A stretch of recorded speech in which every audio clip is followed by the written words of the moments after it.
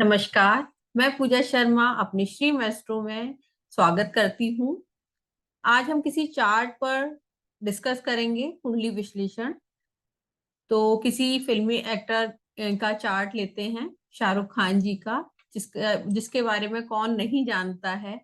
और स्टार्टिंग में उनकी लाइफ में कितना स्ट्रगल रहा, फिर भी उन्हें कितना नेम फेम मिला और बहुत सक्सेस उन्हें मिलती रही। अब भी आप देख सकते हैं, इस एज में भी बहुत अच्छी फिल्में कर रहे हैं। तो जानते हैं इनके चार्ट के बारे में। तो लाल किताब से ही हम डिस्कस करेंगे। और जो लाल किताब सीख रहे हैं तो उनके लिए काफी इजी हो जाएगा समझना कि किस तरह से हमें चार्ट रीड करना है। तो इसी बारे में डिस्कस करते हैं। देखिए, इनका बर्थ जो है 2 नवंबर 1965 पे हुआ था। और दिल्ली का ही इनका बर्थ है। और शायद रात के 12 बजे का है इनका बर्थ। तो रात के 2 बजे का बर्थ है इनका। हाँ। तो जैसे लाल किताब में हम काल पुरुष की ही कुंडली लेंगे, वैसे सिंह लगन का इनका चार्ट है। तो अगर हम जो लाल किताब से ही अगर कुंडली देख रहे हैं ना, तो मतलब देखते ही ये कह सकते हैं, अरे इनकी कुंडली में तो मंगल बध है। और मंगल बध के लिए हमने कितनी कुछ चीजें हमने सुन रखी हैं। मतलब लाल किताब में सबसे पहले मंगल बध का ही बताया जाता है और इतना ज्यादा लोगों को डरा दिया गया है ना। अगर मंगल बध है तो वो आदमी कुछ कर ही नहीं सकता। लेकिन आपके पास ये एग्जाम्पल है कि कितना अच्छा इन्होंने किया लाइफ में। कहने को बस माता पिता का इनको इनका सुख नहीं रहा और उनका मतलब सेल्फ मेड मैन रहे। इन्होंने अपनी ही उससे सब कुछ लाइफ में इतनी सक्सेस मिली इन्हें। तो इसी बारे में बात करते हैं। तो जैसे फर्स्ट एंड सेकंड हाउस में खाली है और थर्ड हाउस में सूर्य है। तो थर्ड हाउस का सूर्य लाल किताब में बहुत अच्छा बताया गया है। ये लोग बहुत इंटेलिजेंट होते हैं, मैथमेटिक्स इनका बहुत अच्छा होता है। कोई भी काम जो करते हैं ना, वो सोच समझ के करते हैं और किसी भी तरह के काम में इनको शर्म भी नहीं आती है और बहुत अच्छे देखे गए हैं। और पूरे जोश जोश के साथ ये काम करते हैं। और ये चीज तो हमें पता है कि हर फिल्म में इनका आप देख सकते हैं कितने अच्छे से इनका वो रहता है। तो सूर्य इनका वैसे अगर देखा जाए तो 7 नंबर साइन में है, नीच का सूर्य कहेंगे। लेकिन यहाँ पर हम काल पुरुष की ही कुंडली ले रहे हैं। तो इसमें सूर्य की पोजीशन बहुत अच्छी है। इंटेलिजेंसी के नाम पे भी ये फेमस है कि कैसे ये इंस्टेंट जवाब देते हैं। तो बुद्ध भी इनका अच्छा है। और आप ये देख सकते हैं, फोर्थ हाउस इतना ज्यादा खराब है। देखते ही अगर कोई कहेगा, अगर ये नहीं मालूम ये शाहरुख खान का चार्ट है, तो बहुत ही खराब बोलना शुरू कर देगा। लेकिन आप हम धीरे धीरे ही इस बारे में डिस्कस करेंगे। देखिए, फोर्थ हाउस का मंगल मंगल बद कहलाता है। लेकिन मंगल बद को काटने के लिए कई सारे कंडीशंस बन रही होती हैं। तो उसके लिए वो क्या है? ठीक है, फोर्थ हाउस का मंगल होगा तो घर की लेडीज पे भारी होता है। मदर, अपनी सास के लिए, अपनी वाइफ के लिए, घर की लेडीज पे ये भारी होता है। तो वो ये है कि मदर का सुख इन्हें नहीं मिला। मदर जल्दी मतलब चली गई जब मंगल सॉरी मून का ही टाइम आया तो मदर इनकी लाइफ से चली गई थी।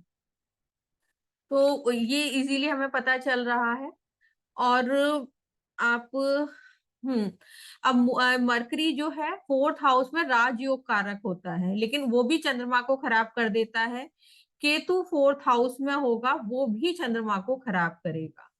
तो या तो खुद की सर्जरीज काफी होती हैं या मदर की। तो मदर तो जल्दी ही चली गई। तो लेकिन इनके लिए हमेशा ये सुना है कि इनकी मल्टीपल सर्जरीज हुई हैं।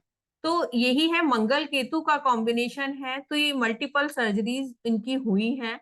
और गले से रिलेटेड भी इनकी सर्जरी हुई थी जो काफी डेंजरस थी। तो ये साफ दिख रहा है इनके चार्ट में। तो फोर्थ हाउस के मंगल ने ये खराबी दी कि इनके हेल्थ इश्यूज इनको देते रहे, लेकिन वो कामयाबी हमेशा इनको मिलती रही। पूरे जोश इनकी हर फिल्म में देखा जाता है। और किस तरह से एक्टिंग करते हैं ये सबको पता है। अब देखिए, अब आगे बढ़ते हैं। ये इन तीनों प्लेनेट के बारे में हमने बात कर ली। अब फिफ्थ हाउस में वीनस है, जो जुपिटर और सन का हाउस है। ठीक है। वैसे अगर रूट्स की बात करें, जुपिटर की रूट्स हैं 2, 5, 9, 11, 12, और 11वें घर में खुद ही जुपिटर बैठे हैं। 11वें घर में जुपिटर वीक ही माने गए हैं, ज्यादा अच्छा रिजल्ट नहीं देते हैं। और ऐसा आदमी जुपिटर 11 वाला भी बहुत मौतें देखता है, और इसीलिए इन्हें ये बोला जाता है कि इन लोगों को कफन का दान करते रहना चाहिए। और फादर की प्रॉपर्टी इनके ज्यादातर काम में नहीं आती है, या मिलती ही नहीं है, आती नहीं है। तो इनके फादर अर्ली एज में ही चले गए, और उनका इतना कुछ था भी नहीं, तो वो कुछ काम में नहीं आए, और इन्होंने खुद ही अपने बलबूते सब चीजें करी। तो वीनस की बात कर रहे थे, वीनस जो है इन दोनों के घर में है, जुपिटर एंड सन के घर में। तो और अगर ये इसी के रिलेटेड काम कर रहे हैं, तो जो पांचवा घर हॉबीज का भी है, और फिल्म इंडस्ट्री, ये सब चीजें वीनस राहु इन सब के अंडर आती हैं। तो आप ये देख सकते हो, ये राहु, आप ये राहु जो है यहाँ से वो कर रहा है 8वीं, मतलब 5 और 10 का भी हम झगड़ा कहते हैं, और यहाँ से पूरा ट्राइन बन रहा है, वीनस मून और राहु। तो जब ये वीनस एक्टिवेट हुआ, तभी से ये फिल्म इंडस्ट्री में आ गए। और इंटर रिलीजन मैरिज भी वीनस राहु की वजह से होती है। तो ये उसी पीरियड में इनकी शादी भी हुई। तो ये सब चीजें देखिए इजीली हम देख पा रहे हैं चार्ट में ना। और मून का है जो है, मून 6th हाउस में मदर को काफी मेजर हेल्थ इश्यूज दे जाता है, और उनको कैंसर ही था इनकी मदर को। तो मून राहु से आप ये देख सकते हैं हिट पड़ रहा है, तो काफी उनकी उसमें प्रॉब्लम रही थी। यहाँ पर आप ये देख सकते हैं मरकरी एंड मून, इसका एक्सचेंज है, मून मरकरी का एक्सचेंज है। ठीक है, तो यहाँ पर मरकरी तो अच्छा हो गया है ना, लेकिन मून खराब रहा, क्योंकि यहाँ पे एक इसमें बिल मुकाबिल का भी होता है, तो वो आप लोग नहीं समझ पाएंगे। तो आप इस तरह से हम देख सकते हैं। तो लेकिन मरकरी ज्यादा एक्सचेंज में शामिल होने वालों में से नहीं है, लेकिन फिर भी इसमें इधर एक्सचेंज है। तो उसके आपने जो इनकी 28 के बाद देखा कि लाइफ में कभी मुड़ के नहीं देखा, हमेशा इन्हें सक्सेस ही मिलती रही। थोड़ा मन से ये हमेशा दुखी रहते होते रहेंगे, और कुछ ना कुछ इनके मन में टेंशन्स रहती ही हैं। क्योंकि देखिए ये जो प्लेनेट है ना, वो मन का सुकून नहीं देने देंगे। कुछ ना कुछ इनके दिमाग में ना टेंशन्स लगी रहेगी, और कुछ अलग सा करने की चाहत यही प्लेनेट दे रहे हैं। हमेशा कुछ अलग करने की इनके अंदर रहती है। मून 6th हाउस में जैसी करनी वैसी भरनी, नहीं करी की तो करके देख, ये बोला जाता है। तो ये नेक दिल भी हैं, सबके लिए हेल्प भी करते हैं। तो इसके हिसाब से इन्हें रिवर्ट भी मिलता है। मून 6th हाउस का मदर के लिए खराब है, लेकिन एजुकेशन ठीक दे जाता है। तो एजुकेशन भी इनकी अच्छी रही है। और वीनस मून का कॉम्बिनेशन भी वो इसी फील्ड में लेके आता है। ये जिस फील्ड में है, आर्टिस्टिक नेचर के होते हैं, मैं न्यूमरोलॉजी से भी बात करूंगी, उसमें भी साफ साफ दिख रहा है आर्टिस्टिक होते हैं। तो वो सारी चीजें इसमें दिख रही हैं। और राहु इस 7th हाउस का सैटर्न यहाँ एग्जॉल्टेड होता है। सैटर्न की वजह से ही इन्हें सबसे, देखिए जो सैटर्न इनके चार्ट में ना सबसे अच्छा है। तो सैटर्न अच्छा है, और इन्होंने अच्छा कर प्रिकॉशंस भी ये लेते होंगे। देखिए हमें नहीं पता होता कि ये लोग काफी मतलब नेम भी चेंज करते हैं, नेम करेक्शन रहता है, और कुछ ना कुछ रेमेडीज करते रहते हैं। तो चाहे कितना भी कैसा भी चार्ट हो, तो सैटर्न 7th हाउस में बहुत अच्छा है। और ये कभी भी जब ये अपना काम शुरू करते हैं और थोड़ा प्रिकॉशंस लेके रखते हैं ना, तो डे बाय डे ये ग्रो करते हैं।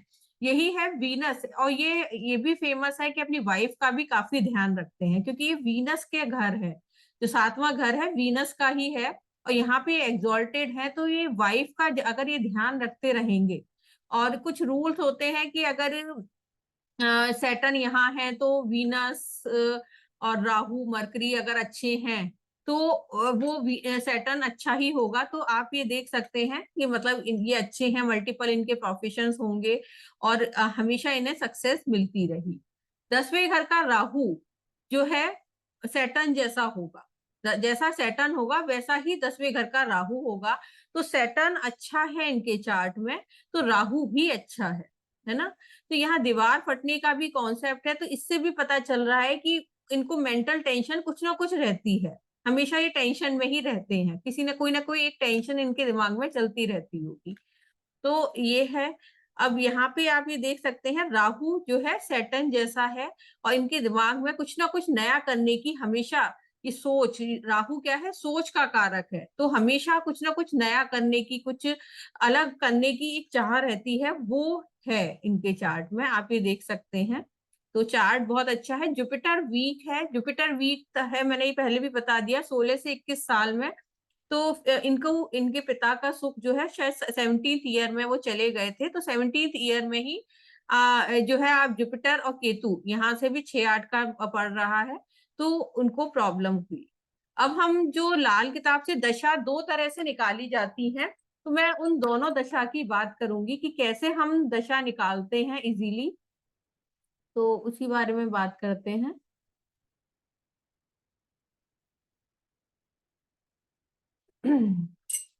देखिए, एक तो ये नॉर्मल दशा होती है, जो नॉर्मल दशा जो होती है वो सैटर्न से ही शुरू होती है, कि सैटर्न का जैसे हम 35 से ले या स्टार्टिंग से ही लेते हैं, तो सैटर्न जो है 6 साल तक एक्टिव होगा।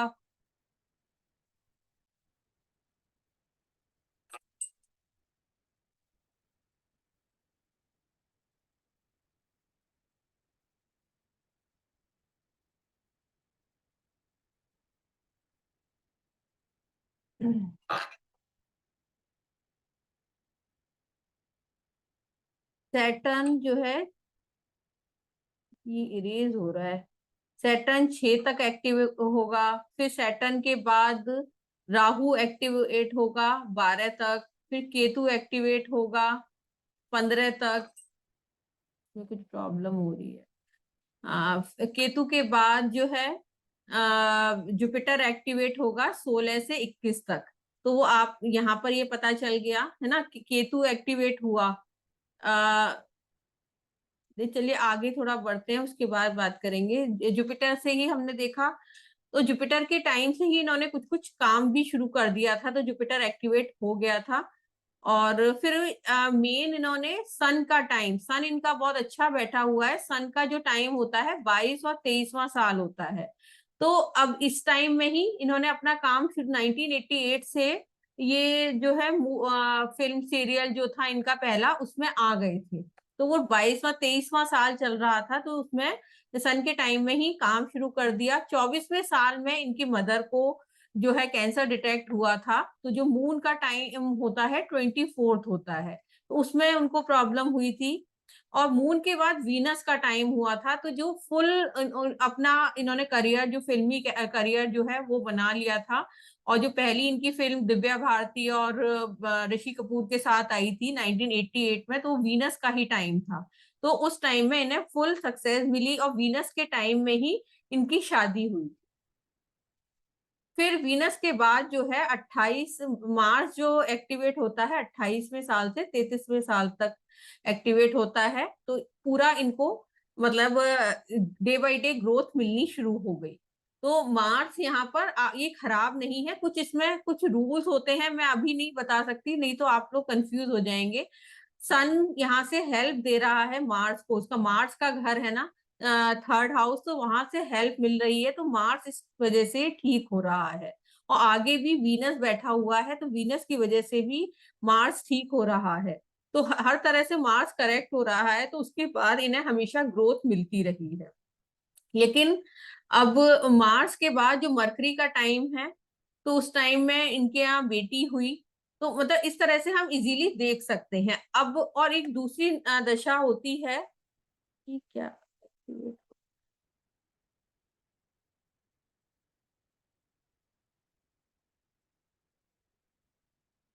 हम्म,